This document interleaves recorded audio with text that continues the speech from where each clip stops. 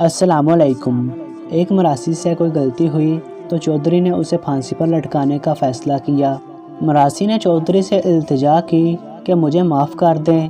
चौधरी ने कहा, मैं तुम्हें बख्श देता हूँ, लेकिन तुम्हें एक आजमाइश में से गुज़रना पड़ेगा।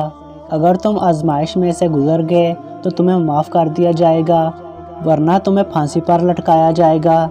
चौधरी ने उसे एक बकरा दिया और कहा, तुम इसे 30 दिन अपने पास रखोगे और इसकी खूब खिदमत करोगे।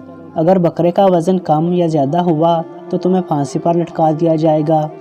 चौधरी ने बकरे का वज़न करके मरासी के हवाले कर दिया। मरासी बहुत परेशान हुआ क्योंकि इसे ये अंदाज़ा नहीं था कि बकरा रोज़ाना कितना चारा खाता है। मरासी ने बकरे को एक दिन खूब चारा दिया और दूसरे दिन भूखा रखा। नतीजा ये निकला कि बकरे का वज़न पहले से कम हो गया। दूसरे दिन मरासी ने एक दूसरी तरकीब पर अमल किया। एक दिन बकरे को खूब चारा खिलाया और दूसरे दिन कम चारा दिया, लेकिन बकरे का वज़न पहले से ज़्यादा हो गया।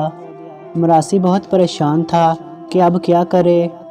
मरासी को उसके एक दोस्त ने मशवरा दिया, फ़लाँ जगह पर एक किसान रहता है, वो तुम्हारी मदद करेगा। मरासी की जान पर बनी हुई थी। वो फ़ौरन दोस्त के साथ उस किसान के पास चला गया। किसान को सारा किस्सा सुना दिया।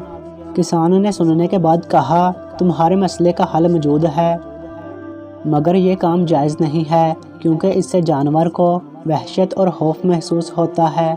लेकिन आपकी ज़िंदगी और मौत का मसला है, लिहाजा आप इस तरकीब पर अमल करें। आप दिन भर बकरे को घास खिलाना और रात को इसके सामने एक बकरा ज़िबा करना। पहली रात जब बकरा अपने सामने दूसरे बकरे को ज़िबा होते हुए देखेगा, तब उसके दिल में ज़िबा होने का खौफ पैदा होगा।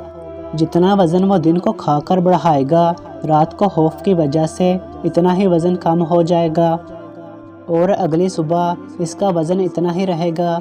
दूसरे दिन बकरे को खूब घास खिलाना, मगर अगली रात इसके सामने बकरे को ज़िबा नहीं करना, वरना ज़्यादा खौफ की वजह से इसका वज़न कम हो जाएगा।